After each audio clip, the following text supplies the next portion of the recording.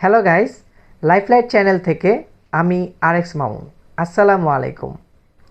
আজকে কলার উপকারিতা সম্পর্কে জানার চেষ্টা করব। সো দেরি না করে চলুন জেনে নেওয়া যাক। কলা খুবই সহজলভ্য একটি ফল এবং পুষ্টিগুণে ভরপুর।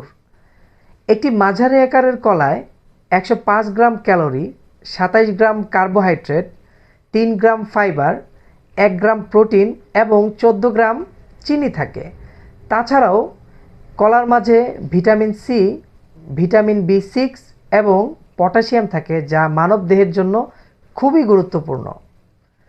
কলা খেলে কি কি উপকার পাওয়া যায় চলুন জেনে নেওয়া যাক। কলায় থাকা ফাইবার আপনার হজম শক্তি বাড়াতে খুবই সহায়তা করবে এবং কোষ্ঠকাঠিন্য দূর করতেও সহায়তা করবে।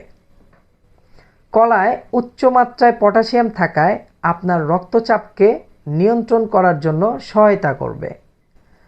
কলা আপনার ওজন কমাতেও সহায়তা করবে এবং কলা খেলে আপনার মেজাজও ভালো থাকবে।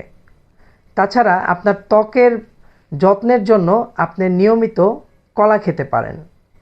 কলা খেলে স্মৃতিশক্তি বৃদ্ধি পাবে, পাশাপাশি রক্ত স্বল্পতা দূর করার জন্য কলা খুবই গুরুত্বপূর্ণ ভূমিকা পালন করে থাকে।